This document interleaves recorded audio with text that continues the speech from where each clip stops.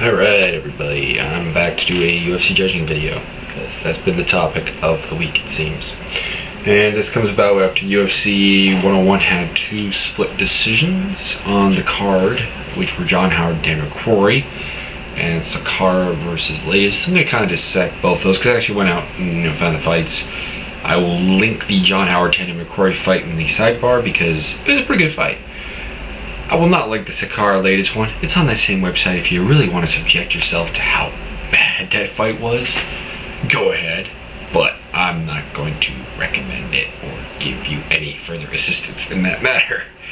Because it's kind of like assisted suicide almost. So your brain may die. Anyways, I'm going to kind of address that, a split decision doesn't necessarily mean controversy and doesn't necessarily... It's not necessarily a bad thing. Look at the McCrory versus John Howard fight. I'm going to completely ignore striking criteria for this particular fight because neither guy landed, I'm almost going to say, any blows on the feet. The striking was that bad, but it was mainly a ground fight, so that kind of made up for it. Okay, round one. Got McCrory and Howard both successfully take each other down, so they get some takedowns both sides. McCrory does more with it. He lands a lot more strikes. Howard gets himself in trouble on the top a lot in this fight. And it's really through nothing McCrory actually does, which is kind of disturbing. So I get the first round of McCrory pretty easily. He was a lot more active, scored more, threw more strikes, although I don't think he really landed anything. He got, I think, the better of the takedowns. I believe it was 3-2 on takedown in the first round. And basically Howard's biggest scoring thing was he gave McCrory a slam for no real apparent reason. Second round. Now this is the controversial round in the sport that you could score it for either guy. John Howard starts out strong. He controls the first 3 minutes of the round, taking McCrory down, not really doing anything with the takedown, which I know people are going to be like, well, that doesn't matter. Well, it does when Tamden's not doing anything. The closest he's doing to offense is reaching for a Kimura and not even coming, like, if you look at it like a 10-point scale of how close he was to getting the Kimura, it was like a 2.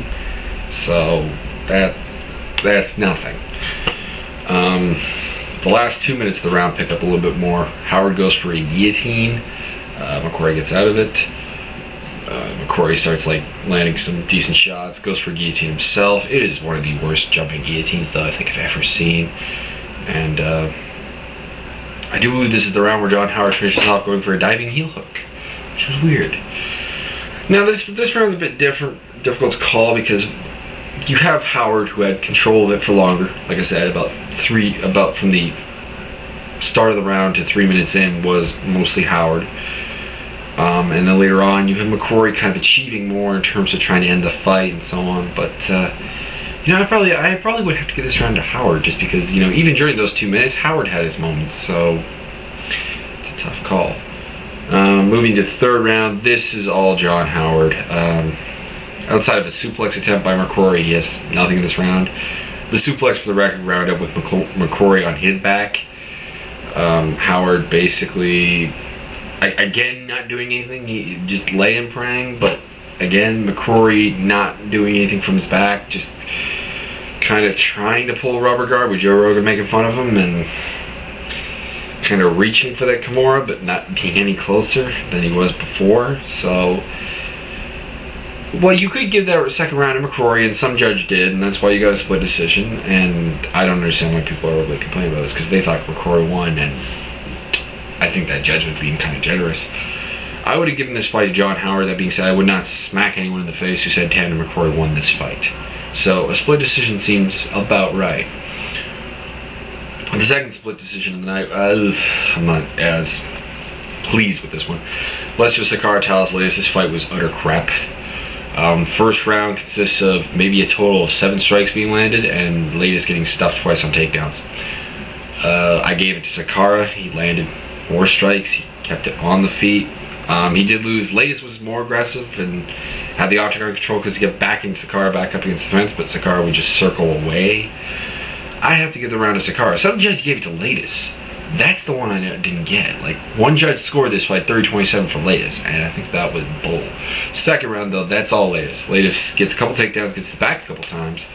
Sakara's best thing is he stands back up and wins what little striking there is. But octagon control, aggression go to Leites, grappling goes to Leites. Easy round to call there. That was a 10-9 round for Leites. I would have said 10-8 maybe, except that he couldn't keep you down, and that was just, that kind of ruined it for me. And the third round, this one is the more debatable one. I gave the third round to Sakara and thus scored this fight 29-28 Sakara.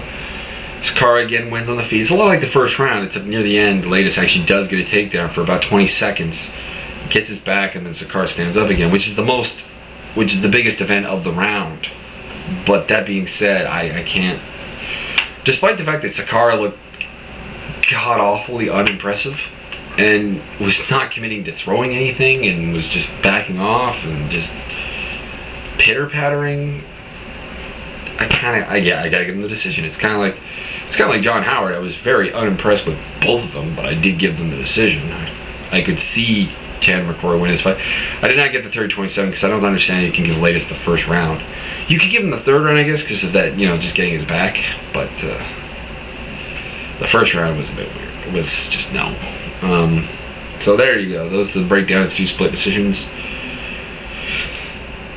And with different judges, you're going to get that. I mean, I'm really not surprised that the McCrory-Howard fight was a split decision. Really not. I can see different ways of scoring that second round, basically.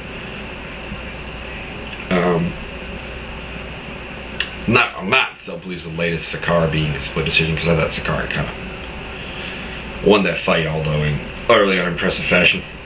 And there are some people talking about the judging criteria and how it should be changed. I kind of agree with Byron Giant on this one. If you get a takedown and don't do anything with it, and the guy gets a quality sub attempt, I don't mean like just throwing his legs up for a triangle or something. I mean like triangles locked, guillotines held on for, I don't know, 15 seconds, armbar attempt that comes closer, something along those lines, a quality sub attempt. I would say 2 for every takedown because I do believe that you should also get a little bit of points for escaping a sub. So I would say 2 quality sub attempts would outweigh a takedown. Not that that's like the gospel or anything. It's just my opinion. I think that would be a good way of doing it. That's of course if the guy on top does nothing, because the guy on top can ground and pound, he can try passing guard. I would say he has to pass guard, not just try. I would say he has to pass guard to kind of overwhelm that. I still don't know what to say about ground and pound from the bottom, because I mean it's effort to finish the fight, it's aggression, but at the same time it's not really doing anything. So that's a tough call, how to really factor that into scoring. People want to bring in damage, invisible damage. You know what, that doesn't work, because you do have people who are just purely genetically predisposed to easier bloodings, and it's generally what they do. Like, I swear you can hit like BJ Penn in the face with a baseball bat for 20 minutes. Nothing will happen to his face. The bones in his face may actually be broken, but his face will be fine. So it's a bit weird on that. And, a guy like GSP marks up very easily. We've seen it in all his fights. He ends up marks up all the time. Forrest Griffin always bleeds. Which, for the record, is not the result of scar tissue of Forrest. At this point, it actually probably is. But he's been bleeding since, his really early day fights. If you go look up his fights with, like, for example, Jeremy Horn, he's bleeding in that fight. That's long before the war with Bonner and, all the ridiculous scar tissue he probably has now. So I don't really know. I don't really want to see damage scored, just because it will give people a natural advantage if they don't mark up and they don't get damaged, at least visibly. My opinion. I mean, some people would say that's the same with chin, but you know what? You can crack a chin if you hit it hard enough. You can't cut a man who has really thick skin and just doesn't cut. Also, a guy who's really greasy also doesn't cut. So, it's my opinion on it.